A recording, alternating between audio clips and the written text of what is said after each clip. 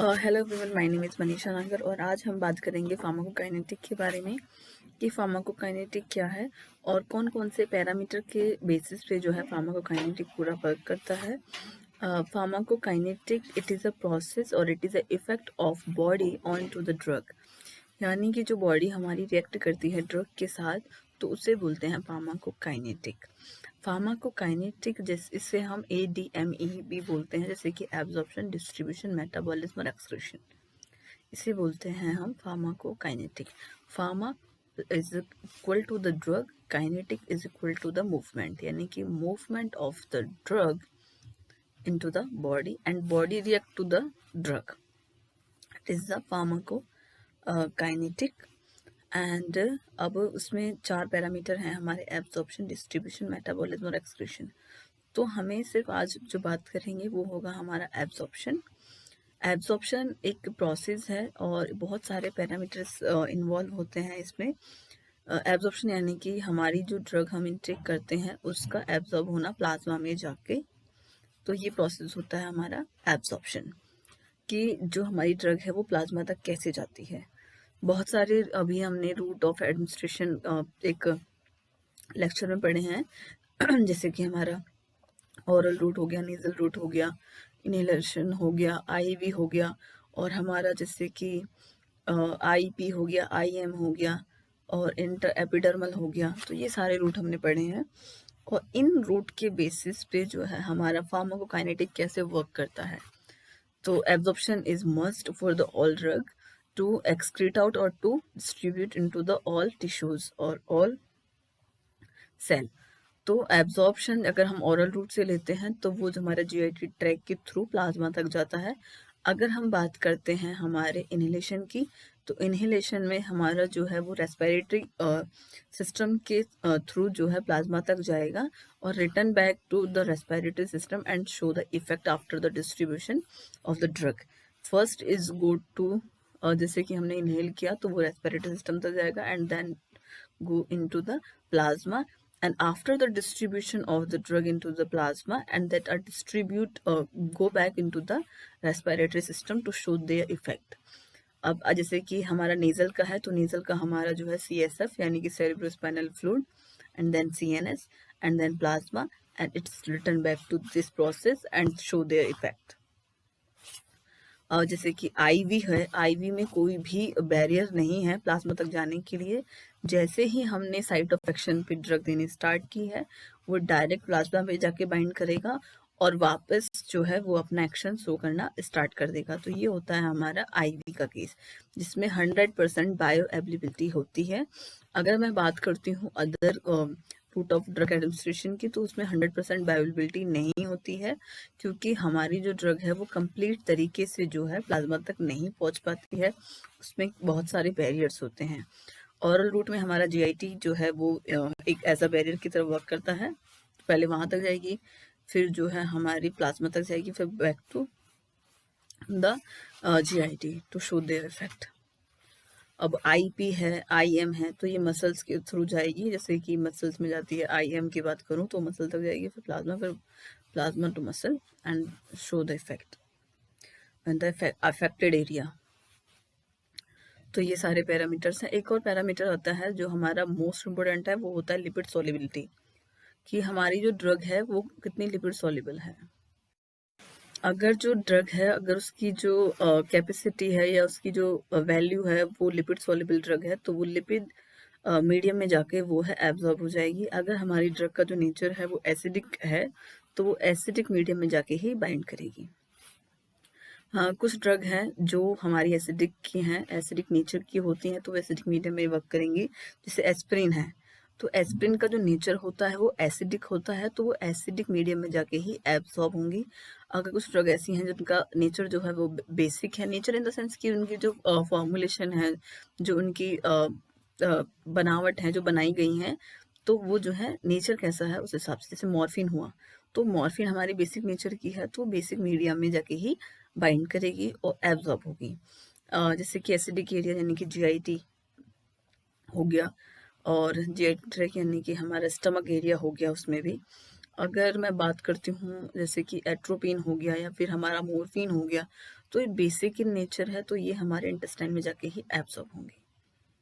Okay, and I want to introduce some example of the acidic and basic drug. जैसे कुछ basic acidic drug हैं। Acidic drug में मैं बात करूँ निसेड कैटेगरी में, एस्प्रिन हो गया या फिर डाइक्लोफेनेक हो गया, तो ये सारी ड्रग्स आती हैं। और जैसे कि हमारा बारबिचुरेट हो गया एसिडिक इन नेचर, और हमारा मिथोट्रिक्सेट हो गया, सल्फोनामाइड हो गया, तो ये हमारी किस में आती हैं? ये हमारी आती हैं एसिडिक नेचर में। अगर मैं बेसिक की बात करती हूँ तो उसमें आती है हमारी मॉर्फिन, एट्रोपिन, एम्फेटामिन, तो ये सारी जो है हमारी वीक बेस की तरफ काम करती हैं।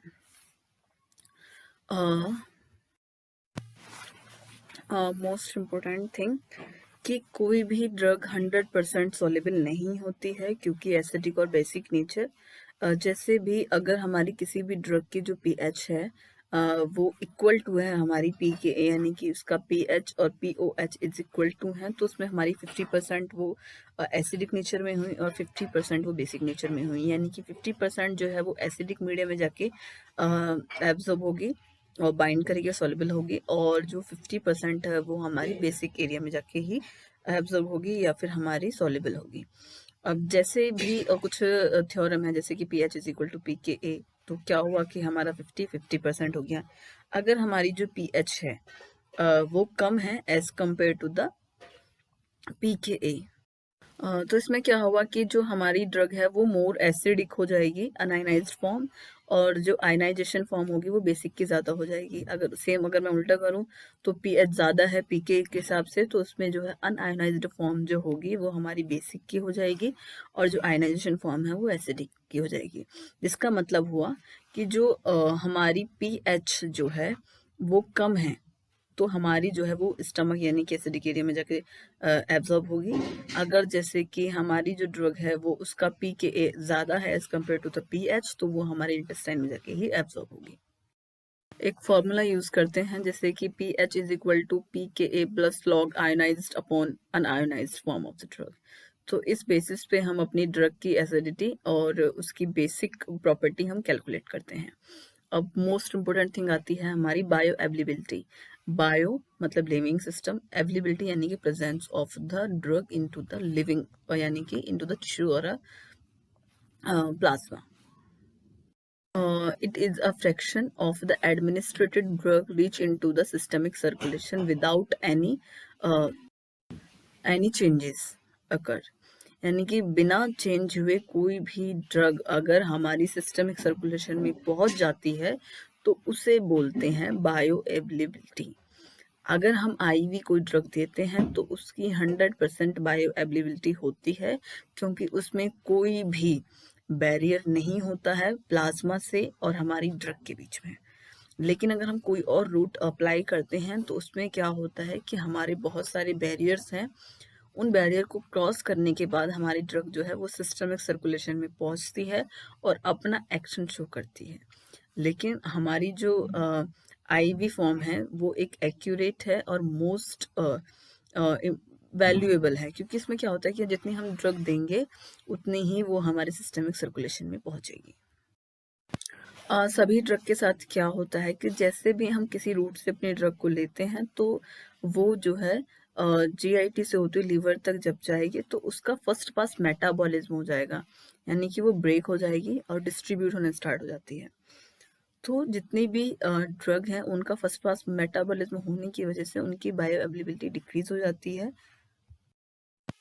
सो I want to introduce some examples of the drug जिनके पास जो है फर्स्ट पास मेटाबॉलिज्म प्रॉपर्टी बहुत ज़्यादा होती है, जिनकी वजह से जो है उन्हें जो है हम ओरल रूट से कम ही देना प्रेफर करेंगे, क्योंकि अगर उनका लीवर में कंप्लीट ब्रेकडाउन हो जाता है तो उनकी एक्टिविटी और उनकी इफेक्टिविटी बहुत कम हो जाती है। जैसे कुछ नाइट्रेट्स हैं, लिग्नोकेन है, प्रोपेनॉल है, और मॉर्फिन और साल्ब्यूटामोल, तो ये कुछ एग्जांपल्स हैं जिनका जो है हाई फर्स्ट पास मेटाबॉलिज्म होने की वजह से हम इन्हें ओरल रूट से नहीं देते हैं, तो हम इन्हें प्रेफर करते हैं कि आईवी के हिसाब से दिया जाए जिससे डायरेक्ट एक्शन शो हो। एंड